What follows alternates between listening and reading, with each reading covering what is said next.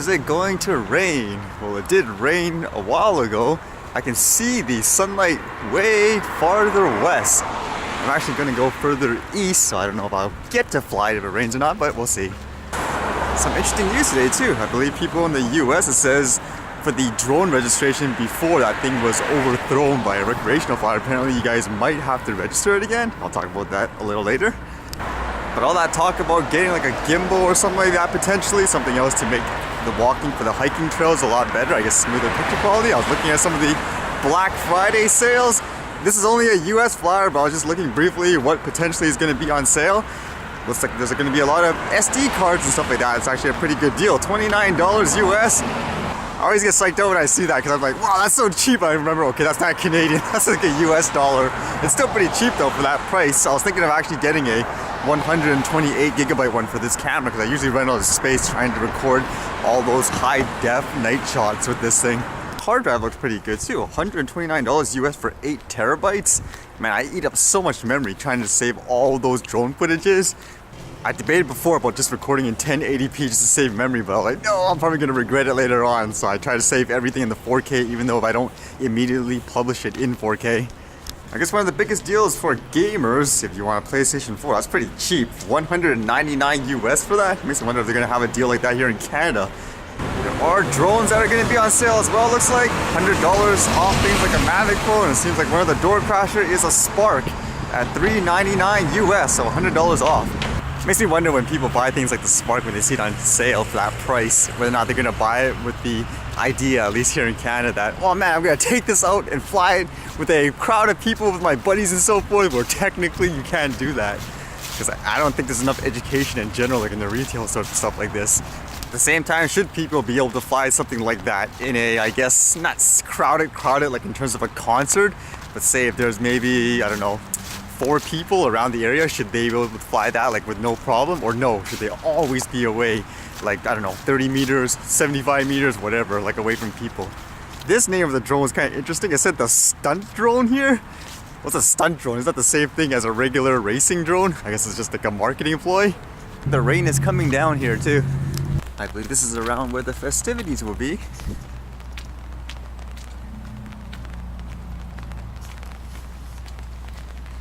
I don't believe they're ready yet, but let's just see what this is like during the setup, I guess, or when it's not dark enough.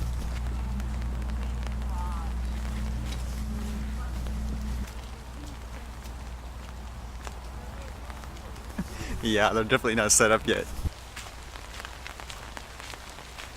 Alright, I'll be back in a little bit. It says here though, for the other news, driverless shuttle bus crashes within hours of Las Vegas debut. To me, this stuff is really fascinating because I'm actually interested in seeing how things like autonomous cars evolve.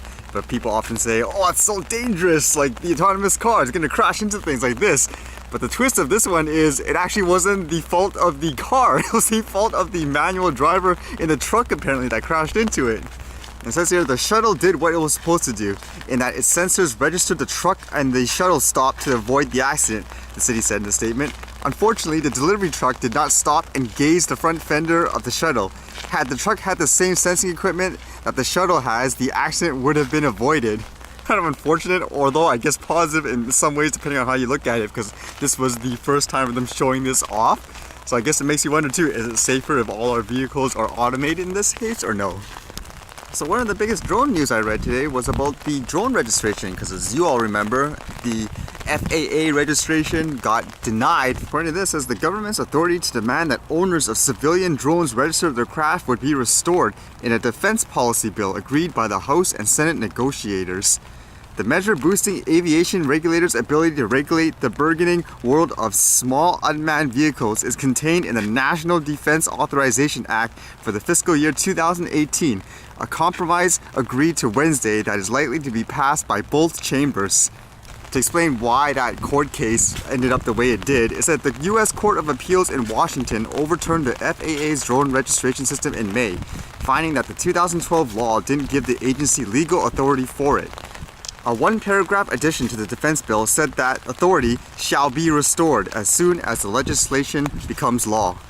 And the FAA has registered 838,620 people as owners of at least one drone, and the agency estimates that 2.3 million of the devices will be sold for recreational use in the US this year.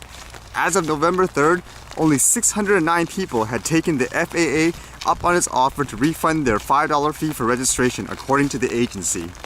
That's kind of interesting with the low number in terms of how many people ask for a refund. Is that because most people in the US agree with having some form of registration, or is it because people just don't know about it in terms of getting the refund, or just didn't bother? For myself, again, I'm not against things like registration and insurance as long as it makes sense for whoever is operating it and for what purpose. Like for me, for example, flying somewhere like here maybe for fun, just to capture photos, why should I require some kind of crazy registration as if I'm flying a huge aircraft, which I'm not? That's completely different. Versus someone actually flying like something to deliver things, something the size of, I don't know, like that one you saw in the Japanese video, the one with the candy drone crash, like that's different versus flying something really tiny. So you need kind of the balance there. Or just like here in Canada, requiring insurance, even though to my understanding, most of the insurance here, they charge you like what, $400 to $500 a year? That's like more than the drone in many cases, which doesn't make sense.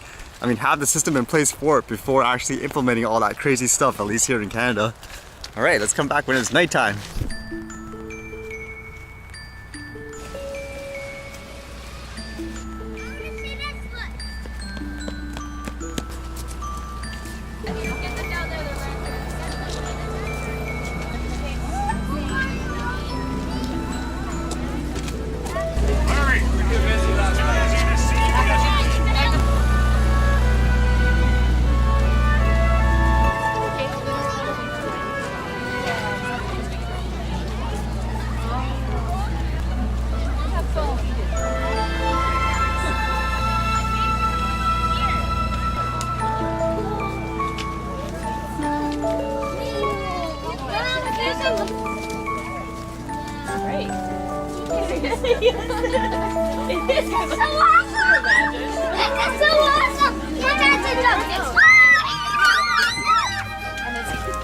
This is so awesome!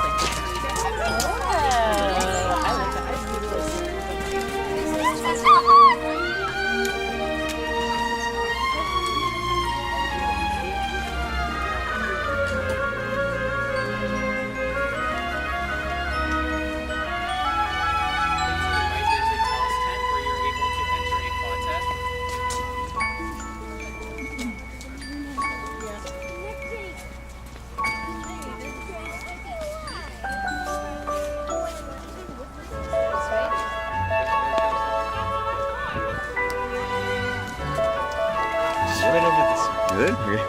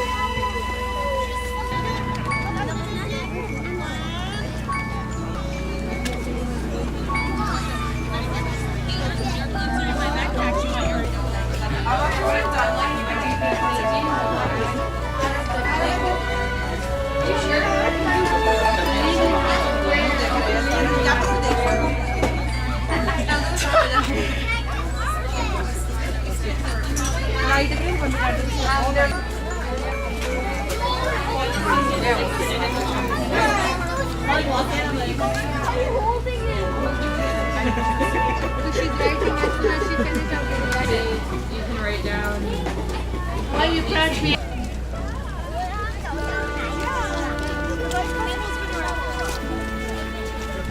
Alright, that was interesting. There's probably going to be a lot more light types of events because of the Christmas time. I couldn't fly the drone today, obviously, because of the rain, so let's try to find something to edit.